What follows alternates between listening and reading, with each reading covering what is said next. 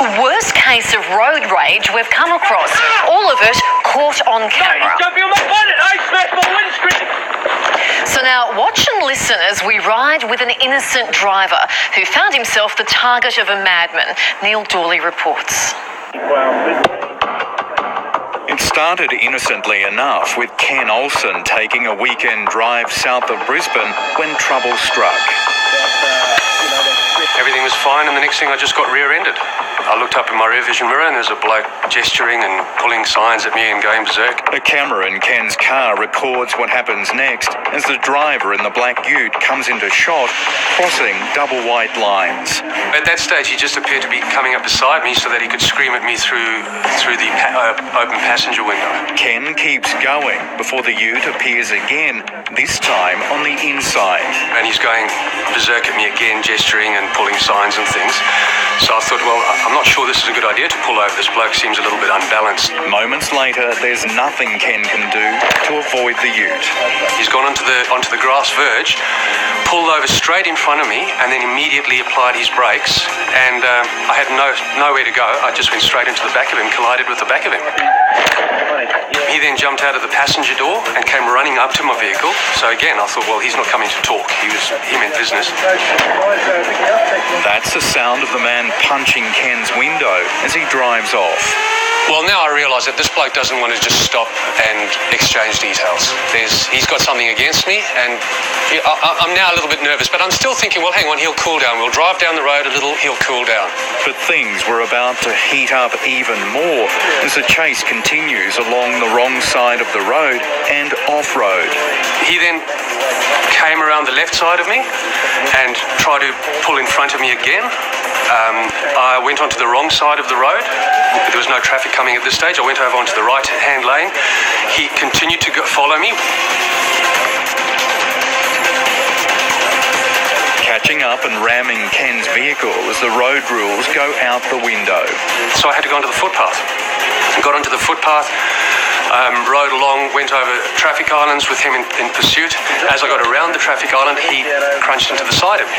So I had to go onto another footpath to get away from him. Thankfully, there were no people. There's usually people on there on a weekend, walking their dogs, pushing prams, cycling. Trying to escape, Ken narrowly misses this car as he's forced to run a red light.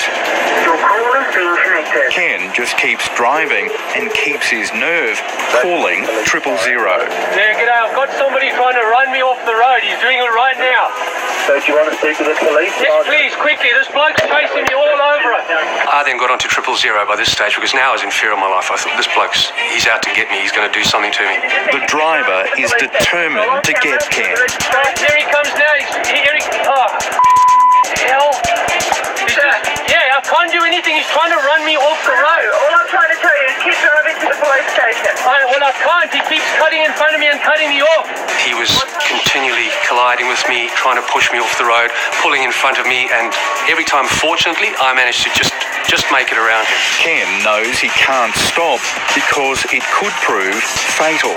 He crashed my vehicle that many times. I was concerned that it was going to stop going, and I thought, well, once my vehicle's not going, I have no protection. This bloke's going to kill me. He came up beside me a couple of times and actually just sideswiped me, but couldn't push me off the road. And I think then he started dropping back and trying to just flick the back of my ute to get me to roll or spin out or something so that he could get a hold of me. For the first time, we see a young woman in the passenger's seat.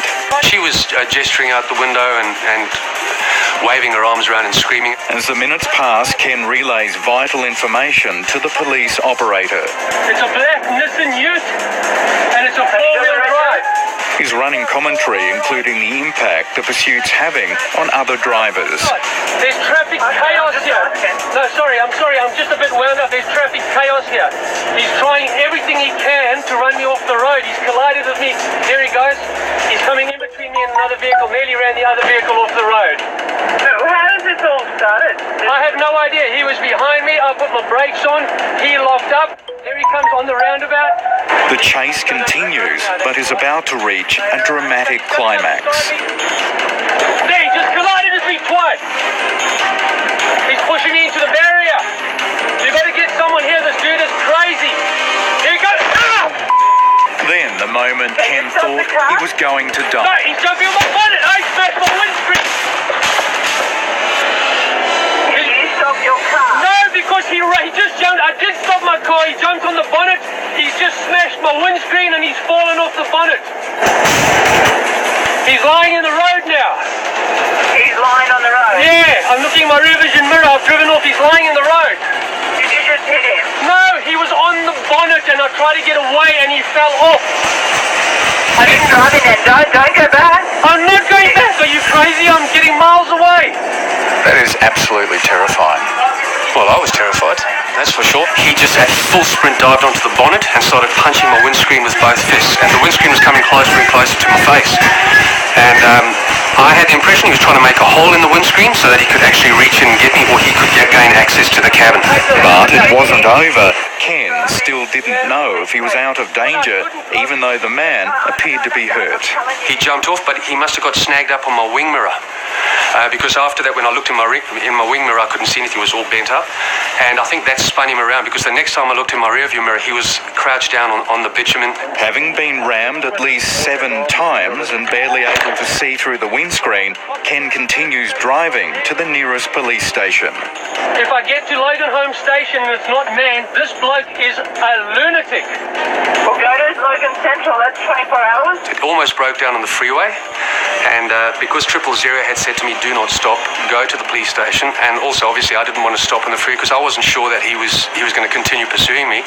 As I drove into the police station, clouds of smoke just came out of the engine and it ceased right there and then. I've never been happier to be somewhere. A former police officer, Ken investigated several road rage incidents over the years, but never imagined he'd be involved in one as violent as this. This is shaking me. This is something you don't expect, and it's something that is very difficult to deal with. How do you deal with somebody trying to